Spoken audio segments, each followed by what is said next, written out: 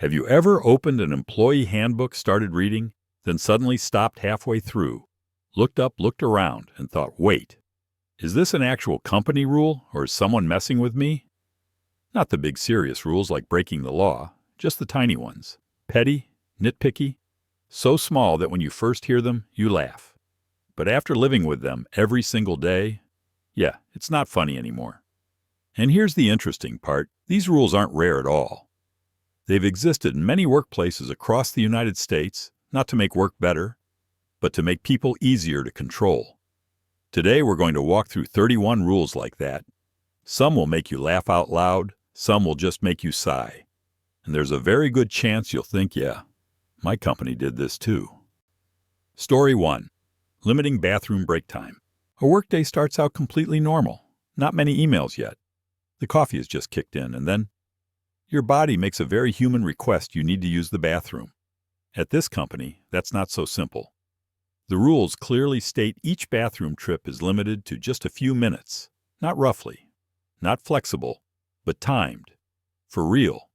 There's a tracking system, there are reports, there are statistics. Go over the allowed minutes. That extra time gets deducted straight from your paycheck. Suddenly, the bathroom turns into a survival game where you're racing against the clock while quietly wondering if drinking that extra glass of water this morning was a mistake. So what happens next? Employees start avoiding water, holding it in, doing mental math, and stressing out over their own biology. When even the most basic human need is measured this closely, it's no longer management. It becomes a KPI. Story 2. Keyboard tracking minute by minute. This is a typical open office. Headphones always on, screens always lit. Everyone looks very busy, especially because they're required to look that way. At this company, a system tracks your keyboard activity. If no key is pressed for X minutes, a warning pops up. Not to ask if you need help, but to notify management that you've just stopped moving. The result is almost funny. Between calls, employees open a blank file and start smashing random keys, SDFGECL QWERTY 1, 2, 3, 4, 5, 6, not for work, but to prove they are active. Productivity is no longer measured by call quality or problem solved. It's measured by how often your fingers hit the keyboard. And from that moment on, work is no longer about getting things done. It's about performing the act of working. Story 3. Required to sit the full hours, even when the work is done. Around 3 p.m., you take a quick glance at your task list. Emails answered, reports sent. Everything neatly wrapped up, nothing left behind. By normal logic, this is when you finally exhale. But at this company, logic matters less than the clock. There's an unspoken rule everyone understands. Without it ever being written down, you're only done when the clock hand hits quitting time. And that's when the group performance begins. Old emails get opened and closed again. Screens are stared at like they're about to reveal the secrets of the universe. Some people carefully rearrange their desktop icons doing it, while quietly wondering why they're suddenly misaligned today. No one creates new value. No one solves any additional problems. Everyone is just proving one thing: they're still sitting there. Here, they don't measure what you get done. They measure how long you stay. Story 4. Unlimited vacation, but no one dares to take it. During the first onboarding session, HR smiles and introduces a perk that sounds extremely modern: an unlimited vacation policy. No set number of days, no tracking spreadsheet. On paper, it sounds like paradise. Then a small question quietly appears in everyone's head. So, how much time off is actually okay? There's no official answer, no guidance email, no concrete examples. Just an awkward silence where everyone secretly checks everyone else's vacation calendar. 3 days feels safe. 1 week starts to feel risky. 2 weeks in a row suddenly makes you feel way too visible. The result is pretty ironic. People end up taking less time off than they did under the old policy with clearly defined days. Not because they aren't tired, but because no one wants to be labeled the one who took the most vacation. On paper, it's freedom. In reality, it's just the freedom to police yourself. Story 5. Mandatory fun after work. On the work calendar, the event is labeled very nicely team building optional. But everyone understands that the word optional here is being used creatively. No email ever says you have to attend. It's just that if you don't go the next morning, you'll hear things like, "We had so much fun last night, shame you weren't there," said in a friendly tone. But somehow, it still stings a little. So after work, instead of going home, people head out to parties, picnics, bowling, or karaoke. Everyone tries to smile, tries to blend in, tries to prove they're a team player while quietly counting the minutes in their head. The most uncomfortable part isn't the event itself. It's the feeling that your personal time is being temporarily borrowed to serve a group photo and a few positive quotes. And in that moment, everyone realizes one very simple thing. When fun becomes an obligation, it's no longer fun. Story 6. Mandatory group planking during work hours. In the middle of a completely normal work morning, a soft bell rings throughout the office. Not a fire alarm, not a break time, but a signal for a very positive activity group planking. The rule is simple. No matter what you're doing, what you're wearing, or what condition your body is in, everyone must stop, get on the floor, and hold a plank for exactly 60 seconds. The scene is memorable. People in stiff suits try desperately to keep their backs straight. People in office skirts struggle to find a position that isn't too revealing. A coffee cup placed a little too close to the edge of a desk tips over onto the carpet in helpless silence. Management calls it wellness and team bonding. Employees call it one shared minute of collective suffering. No one is healthier after those 60 seconds. But one thing is firmly confirmed: this is wellness, the just-for-show kind. Story 7. Banned from talking about pay. In this office, there's one topic more dangerous than politics and religion combined: salary. The rule is never written down, but everyone knows it. Don't ask. Don't compare. Don't whisper. And absolutely don't let HR hear you mention a number. The official reason sounds very polite. Talking about pay is unprofessional, awkward, and bad for team harmony. On the surface, it sounds reasonable, but in reality, it's very different. Because when employees can't talk to each other, only one side holds all the information. And it's not the employees. People doing the same job with the same responsibilities can be earning very different salaries without ever knowing it. No arguments, no questions.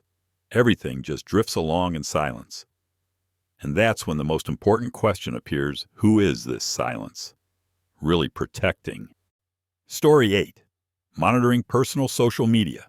Right in the very first onboarding session, while you're still struggling to remember everyone's names, HR makes a fairly casual request: please provide links to your personal social media accounts: Facebook, Instagram, Twitter, and of course, LinkedIn. The explanation sounds very professional to better understand employees, protect the company's image, and prevent media risks. On the surface, it sounds somewhat reasonable. But from that moment on, your social media no longer feels like a place to decompress.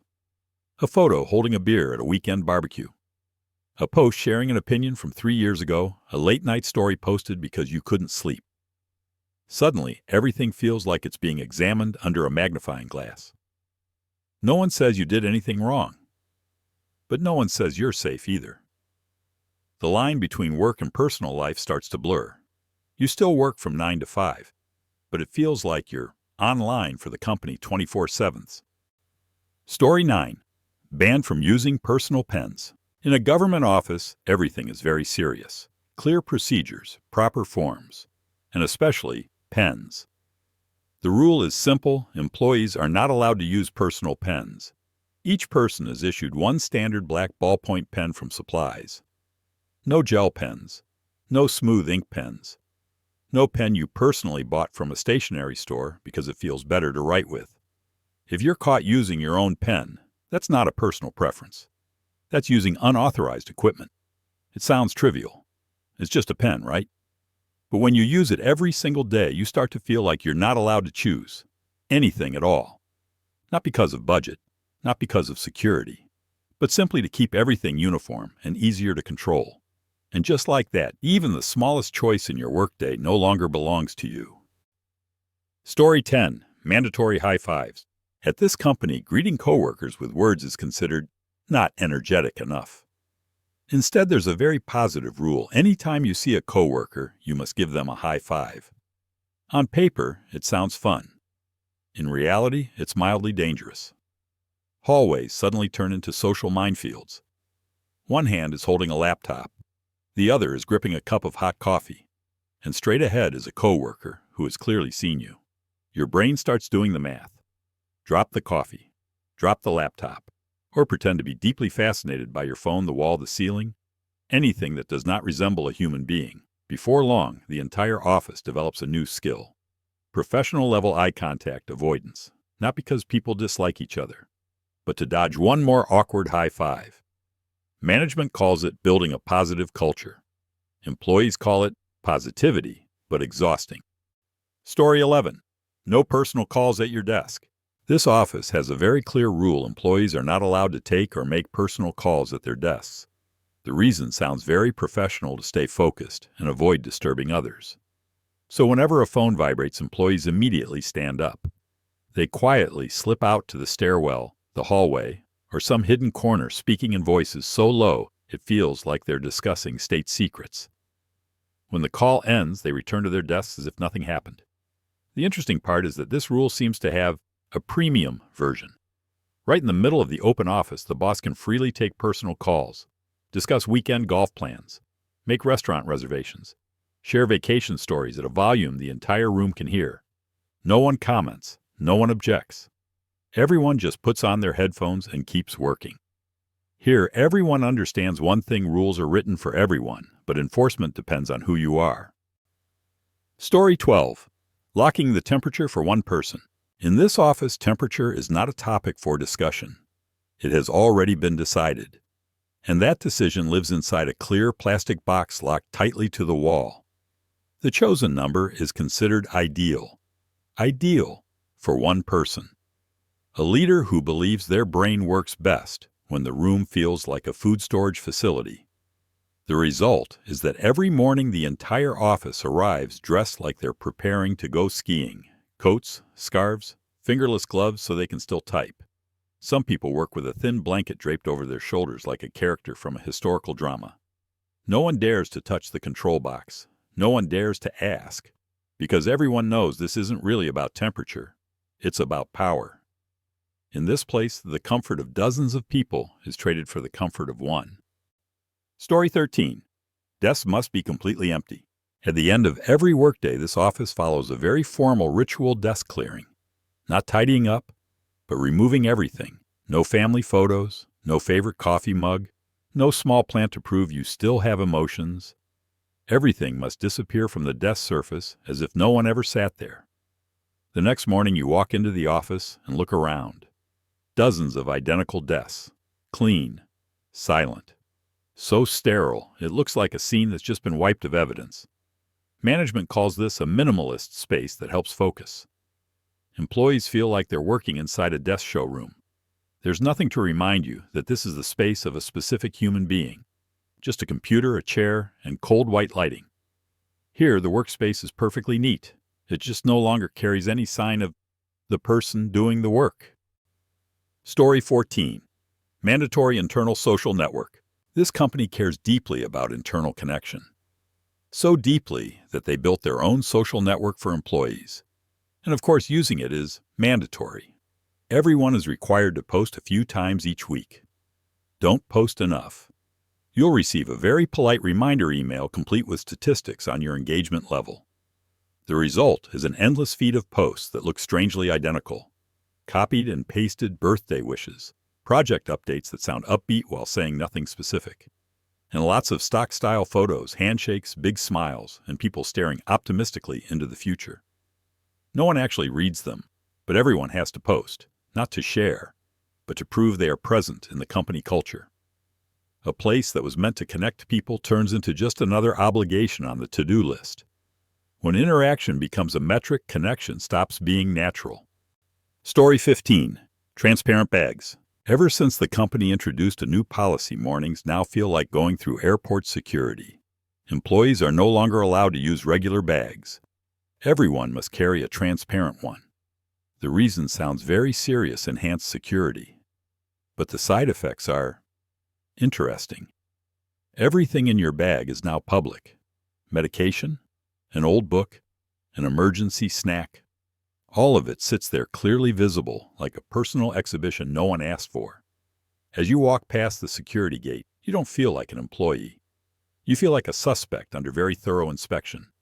No one says you're guilty, but the way you're treated makes you wonder if you should apologize in advance. From that moment on, any sense of privacy starts to fade. Before you even turn on your computer, you're already being monitored. In this place, surveillance doesn't start at the desk. It starts the moment you walk through the door. Story 16.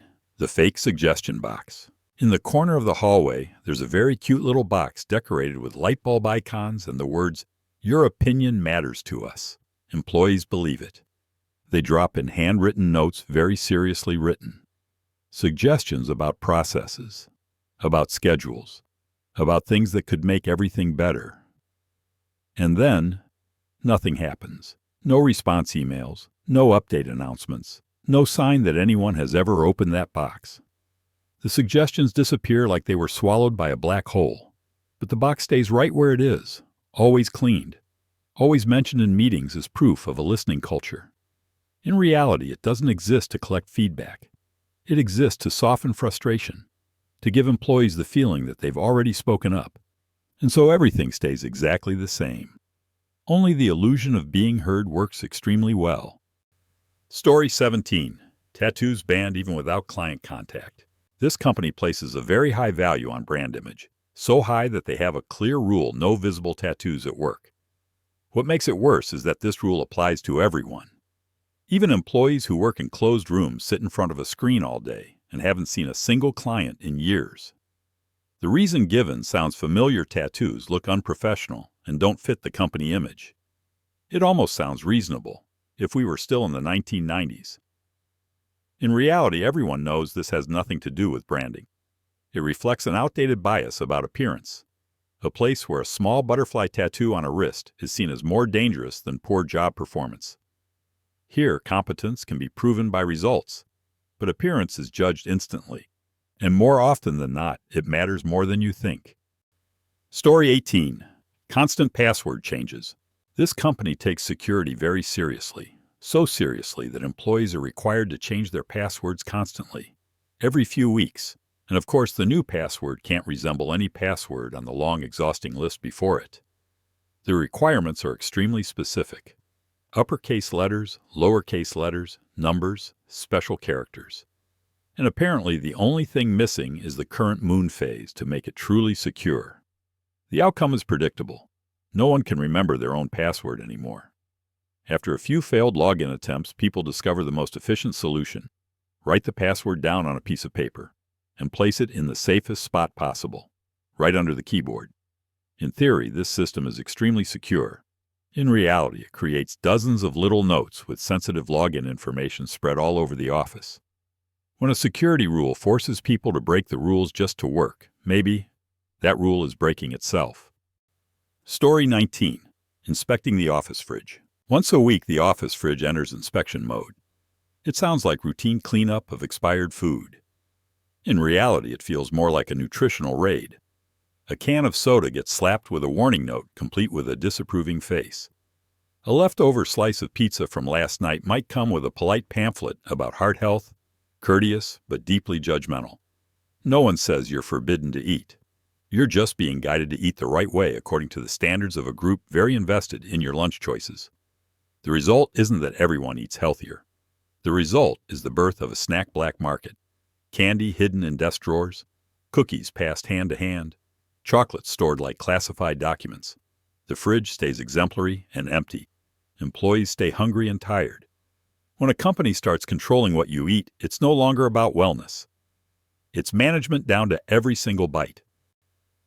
Story 20. Banning personal fans and heaters. This company cares deeply about safety and energy savings. So deeply that they introduced a very clean, simple rule: all personal fans and heaters are banned from the office. From that moment on, the office splits into two very clear factions. The always cold group wrapped in thick jacket scarves on typing, with fingers slowly going numb, and the always hot group fanning themselves with stacks of documents sitting perfectly still like they're enduring a mental endurance test. The shared temperature is officially called optimal. Strangely enough, no one actually finds it optimal. Half the office dreams of a tiny heater under their desk. The other half just wants a gentle breeze to remember what happiness feels like. No exceptions, no adjustments, just quiet collective suffering. In the end, the company achieves something impressive, creating a work environment where no one is comfortable. A perfectly balanced solution for 0 people. Story 21. Extreme expense reporting. At this company, you can be trusted to manage a project worth millions of dollars. No one questions your ability until you submit an expense report. You're missing one tiny thing, the receipt for a $1 coffee. Immediately, the entire report gets sent back. And so the email chain begins. You, your direct manager, accounting, and one mysterious person, always CC'd, who exists solely to remind you that process is process. Days are spent emailing, explaining, and requesting confirmation, all to resolve an amount so small it wouldn't even buy the coffee again. The irony is that at the same time, you're still trusted to make far larger financial decisions. Here, the company isn't really worried about money. They're worried about compliance down to the smallest detail.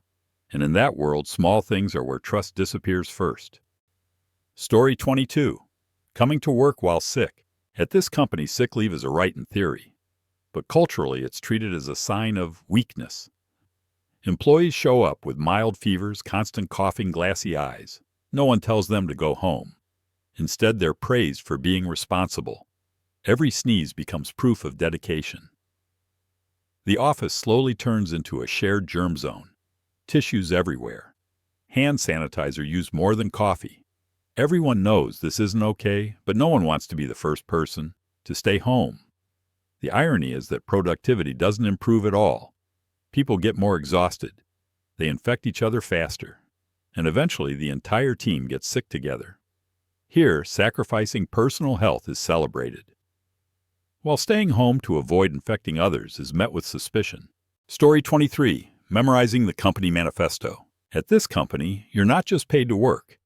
You're also expected to become a reciter. Every employee must memorize the company manifesto, hundreds of words long. Not to deeply understand it, but to recite it perfectly. And the interesting part is that this can be tested at random.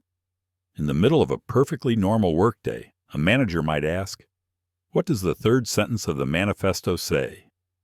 The entire office freezes for a few tense seconds before someone starts muttering familiar but hollow phrases. Optimization, core values, future orientation. Words that sound impressive lined up like a poem that doesn't require understanding. No customer ever asked you to recite the manifesto. No revenue increases because of that memory. In the end, everyone understands one thing: memorizing slogans is easy. Creating real value doesn't live in that poem. Story 24. Banned from talking about current events. At this company, communication is allowed selectively. You're free to talk about sports, entertainment, new movies, the wedding of a celebrity you've never met. But current events are strictly off limits. No politics, no social issues, no real-life topics outside the office. The reason sounds perfectly reasonable. Avoid conflict, maintain harmony, and protect a positive work environment. At first glance, everyone nods. The result is that lunch breaks become strangely hollow. People talk a lot, but say nothing that actually matters. The conversations are so safe they're harmless, like watching the Weather Channel for 8 hours straight. No one argues, but no one truly connects either. Because the things people care about most are considered too dangerous to mention.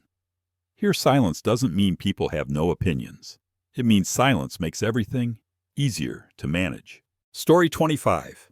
Every email must CC the boss. At this company, internal communication comes with one very clear rule. Any email sent outside your immediate team must CC the boss. Big or small, it doesn't matter.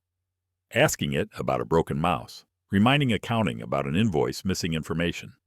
Every message needs the boss as a witness. From that point on, exchanges that used to take minutes start slowing down. Employees hesitate before hitting send, not wanting to bother the boss with something trivial. Meanwhile, the boss's inbox keeps filling up, packed with emails that don't need replies, don't need careful reading, and don't actually help anyone manage better. No one is really sure what problem this rule is solving. They just know it makes communication heavier. Here, the company doesn't choose to trust employees. They choose to monitor everything. and call it management. Story 26. Requesting time off 6 months in advance. At this company, taking time off isn't a request, it's predicting the future. The rule is very clear. Any leave request must be submitted at least 6 months in advance. Want to attend a family wedding this summer? Sorry, company schedules were locked last winter. Found a cheap flight for next month. Forget it. Your life hasn't been scheduled yet. From that point on, personal life starts running like a logistics project. Vacations, family time, unexpected events. All must be accurately forecast half a year ahead. There's no room for flexibility, no room for real life. Just planning boards and time slots already filled in. The company calls this resource optimization. Employees feel more like shipping containers waiting to be assigned a route. Here, you don't live by your own rhythm. You live by the delivery schedule. Story 27. Not allowed to leave for lunch. At this company, leaving the building for lunch isn't banned, on paper. But there's an unspoken rule everyone understands: you shouldn't leave the building. To make things easier, the company provides a very convenient cafeteria. Cheap food, fast service, and always promoted as a great benefit. The problem is that once the cafeteria exists, going out for lunch starts getting strange looks. Why not eat here? Why waste time going outside? You're just grabbing lunch, but it somehow feels like you've asked for half a day off. Slowly, lunch stops being a change of scenery. No more walking, no sunlight, no real separation from work, not even for 30 minutes. The cafeteria stays right there, very convenient. But convenient for whom is another question. In the end, everyone realizes this isn't just a place to eat lunch. It's a disguised convenience, designed to keep you inside. Story 28. Hot desking, no assigned seats. At this company, you don't have your own desk. They call it hot desking. It sounds modern. In reality, every morning is a seat hunting expedition. Whoever arrives early wins. Whoever arrives late starts the workday by wandering around, laptop in hand, backpack, coffee, searching for an empty desk like it's a real-life puzzle game. No family photos, no plants, no sign you were ever here yesterday. Every day you sit somewhere different, and every day you have to rebuild your entire world from scratch. The company says this increases flexibility and collaboration. Employees just feel like long-term visitors, not settled, not belonging. When the workspace carries no personal mark, you slowly lose the feeling that you're part of the place. Here, it's not just people who are anonymous. The space is too. Story 29. The Voluntary Birthday Fund. At the start of every month, a very friendly person makes a round through the office. In their hand, a list and a thin envelope. The birthday fund. Completely voluntary. In theory, you're allowed to say no. In reality, saying no requires a surprising amount of social courage. Because when you decline, there's a brief moment of silence, short but unforgettable. No one scolds you. They just look at you. And that look alone is enough to make you rethink everything. So you pay. Not because you're excited to sing happy birthday to someone from another department. Not because you love the Rush supermarket cake. But because you don't want to be the uncooperative one. In the end, you're paying for a few minutes standing around a cake, clapping slightly offbeat and trying to smile at the right time. The amount isn't big, but the pressure is real. A very small social pressure that shows up every single month. Story 30. Meetings to hit a quota. At this company, working isn't enough. You also have to meet a meeting quota. Every manager has a very clear target. They must organize and attend a certain number of meetings each week. Doesn't matter whether there's an actual problem to solve. As a result, calendars fill up fast. Meetings appear with impressive titles, but the content is so vague there's nothing to write down. People sit around the table, look at each other, repeat things everyone already knows, and try to find reasons to make the meeting last long enough. No decisions are made. No problems are solved. Just time being consumed with perfect consistency. After the meeting, everyone feels busier. Not because there's more work, but because hours were just lost proving that they were busy. Here, being busy isn't the result of work. It's a collective performance. Story 31. Not allowed to leave your desk without permission. In this open office, sitting still isn't just a habit. It's almost an unspoken requirement. Management calls it controlling the work rhythm. Employees call it staying seated to stay safe. Want to stand up and get some water? Ask first. Want to walk over to the next desk for a quick question? Give notice. Need to use the printer a few meters away. Update your status. Some places even use an app to report where you are. It looks a lot like an attendance board from school, just missing the recess bell. Slowly, employees start hesitating to stand up, hesitating to ask, hesitating to move. Face-to-face communication drops, while the feeling of being watched keeps climbing day by day. No one says you're forbidden to work. It's just that every movement needs to be explained in advance. And when you have to ask permission just to act like a normal human being, that's no longer management. Looking back at all 31 stories, one thing becomes very clear. Not every rule is bad. Many rules are created with good intentions. They just slowly drift over time a little too far away from common sense. This video isn't meant to shame any individual or any company. We're simply retelling things that many people have experienced in a way that if you don't laugh, surviving office life might be a bit harder. Now it's your turn. Which rule on this list felt the most familiar to you or the most irritating every time you think about it? Share your story in the comments. Sometimes reading other people's experiences makes things feel a little lighter. And if you enjoy storytelling that's both funny and painfully real, don't forget to subscribe to the channel. Because as long as people keep going to work, these kinds of stories are far from over.